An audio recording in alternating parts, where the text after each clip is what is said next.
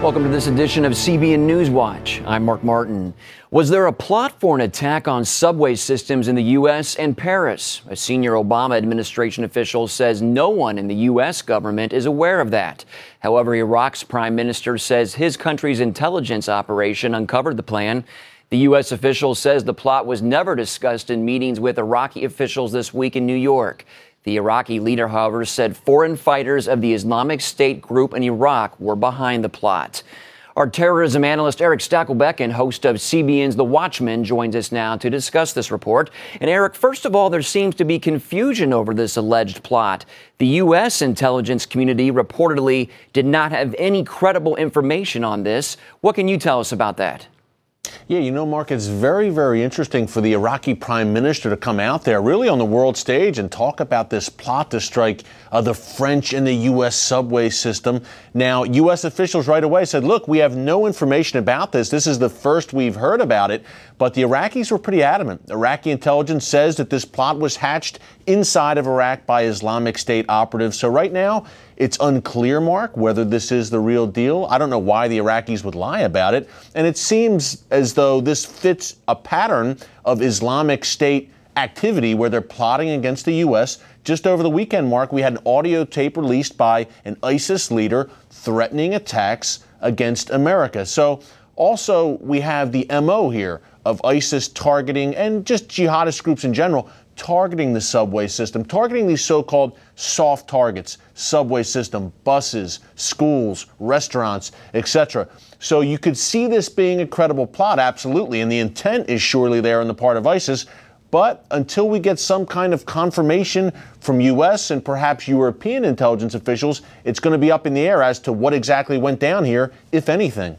Well, what else concerns you, Eric, about this latest plot reportedly by the Islamic State, as you said? Look, I'm on the metro every day here in Washington, D.C. I ride the subway, and there's no one frisking me or checking my bags. It's not like when you get on an airplane. It's a much easier target, Mark, to hit a subway system or to hit a bus. That really concerns me. And over the years, Al-Qaeda, number one, has had several plots against buses, trains, subway systems. Think back to 2004, the Madrid train bombings. Think about 2005, the London subway bombings. So there's a history there, number one. Number two, ISIS. Al-Qaeda is one threat and a serious threat.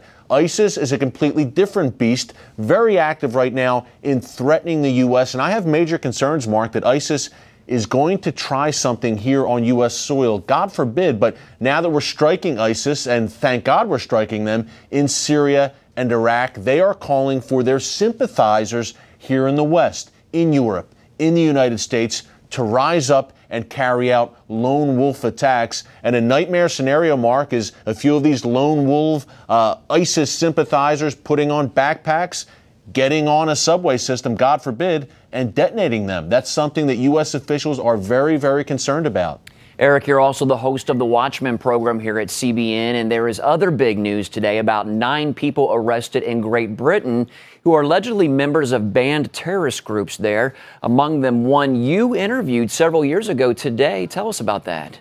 Mark, you know, his name is Anjem Chowdhury. He's one of the 9 that were arrested, as you mentioned. I've interviewed him face-to-face several times, Mark. I've spent hours with him. He's known as Great Britain's most hated man, the most notorious radical Islamist in that country, and he's been accused of running an ISIS and Al-Qaeda support network out of Great Britain. The most recent encounter I had with Chowdhury, Mark, was 2 weeks ago on the anniversary of 9/11, ironically enough, attacks which he supported.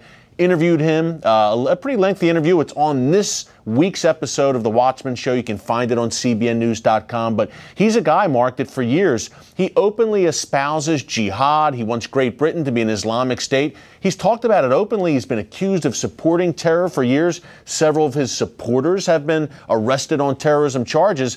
So my question now is, what took you so long to the British government? Finally, though, it's a good thing he is behind bars. How long, we don't know. He may make bail and be released. We don't know what the specific charges will be at the end of the day, if he'll be indicted. But it's a good thing, in the very least, that he is behind bars, at least for now, and that at least the British government may be waking up to this threat that they have allowed to develop, I hate to say it, Mark, in their borders. All right, Eric Stakelbeck, our terrorism analyst. Thanks for your time, sir. Thank you, Mark. In other news, Attorney General Eric Holder is stepping down after 6 years on the job. White House officials say President Obama has not made a decision on who will replace Holder.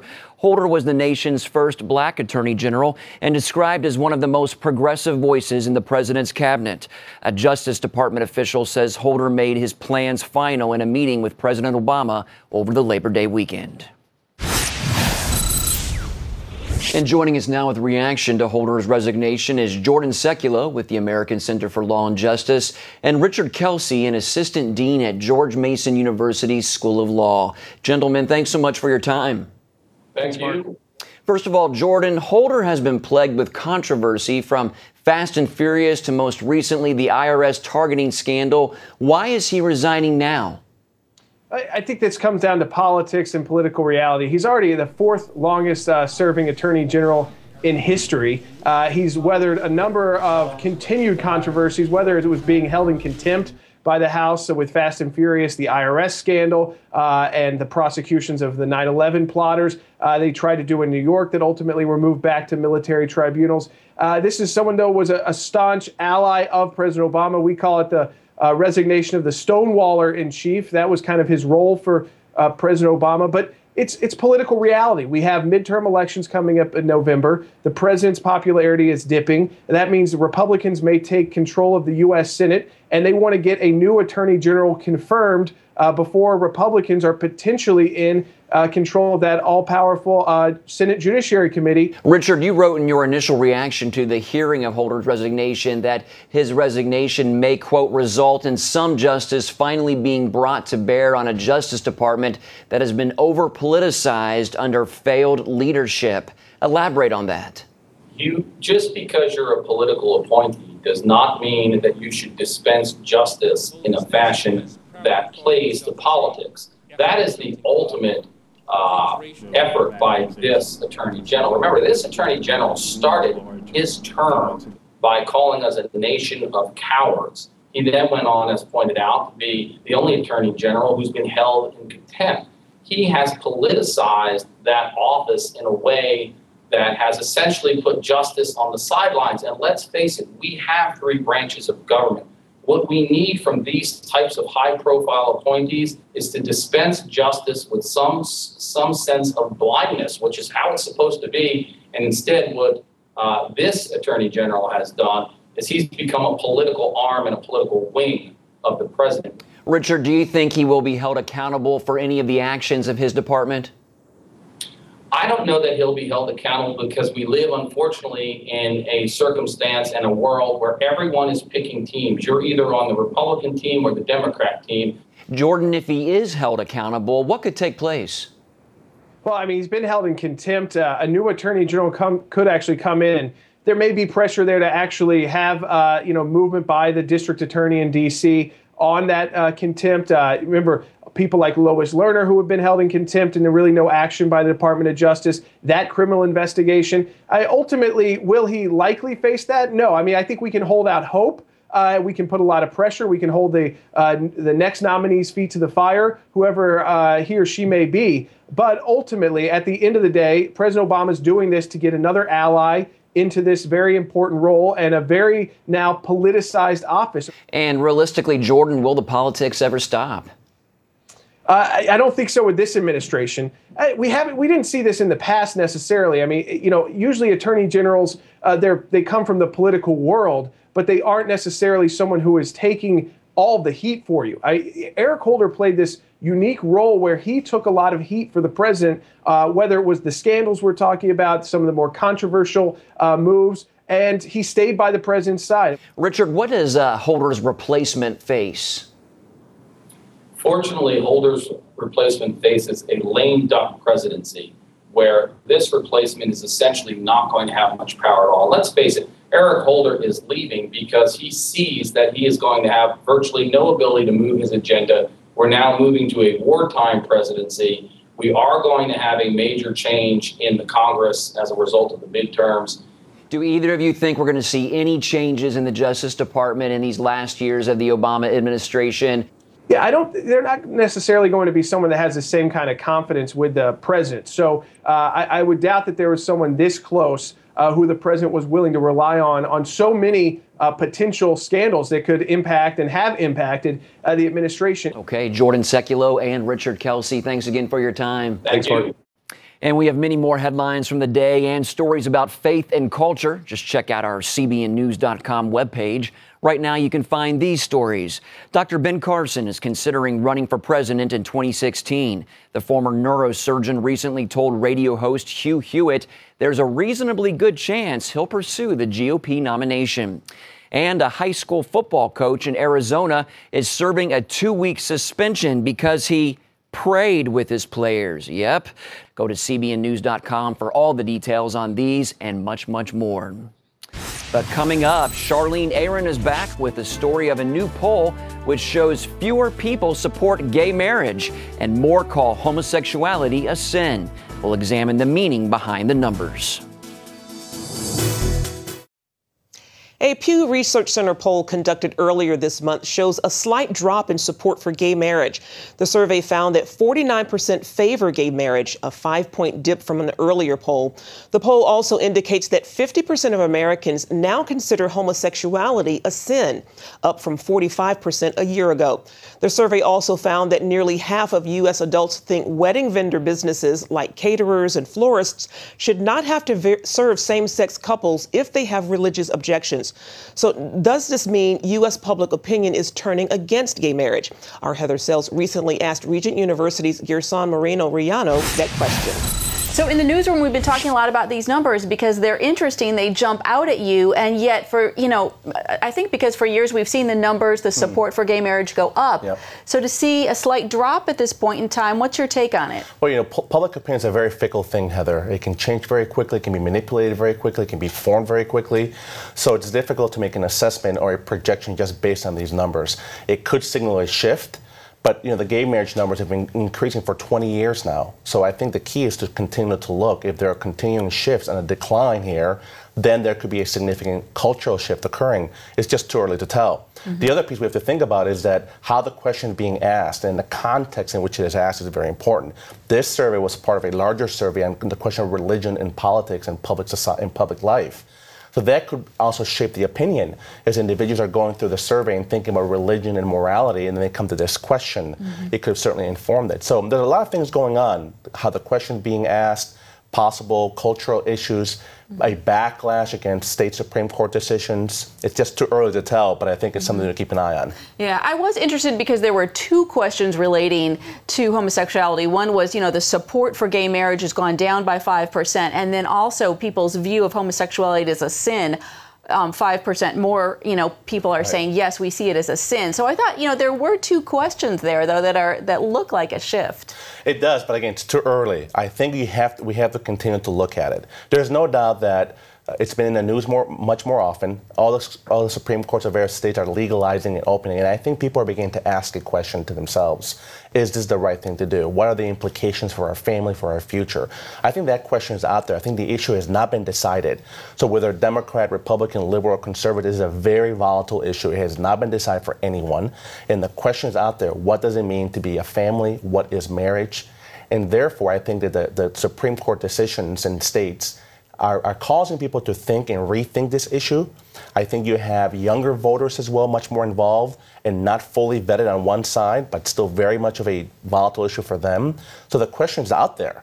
I think there's one clear shot that says maybe there's a shift. Even on those two questions that you mentioned, maybe there's a shift here. But I think we have to continue to look. If you continue to see this, that's very important then. But if it's just a blip on the radar screen and it goes back to normal, then we know that something else is going on. Mm-hmm. So again, I think it's worth considering.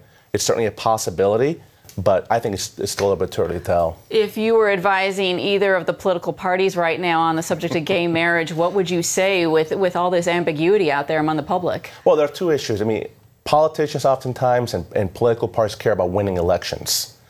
And this question is not about winning an election. This question is about the moral framework of our country. So the real question is, what does it mean to be a family? What is marriage? And what are the implications if we shift a traditional understanding of that, a Judeo-Christian understanding of that? What are the implications for society, for children, for homes? That's the real question. No one really talks about it. The questions people discuss are much more individual rights. I want to do it, so therefore the state should allow me to do it. But what about 10, 15, 20 years? What will the social fabric look like?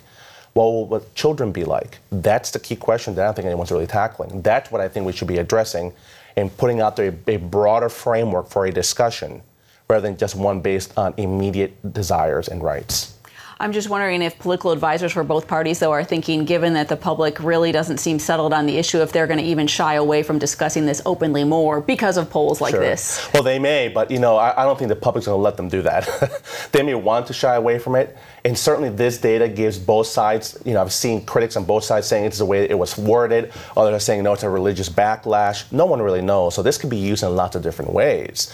But I think we need to reframe the discussion. It's more about the future in the social fabric of our culture than it is about immediate needs and wants. And we need to have a longer viewpoint here than just an immediate one. All right, Dr. Moreno-Riano, thanks so much for joining us. You're welcome, Heather. Thank you. Up next, 20 billion photos a day are shared worldwide on Instagram, many of them by teenage girls. How social media affects young women after this.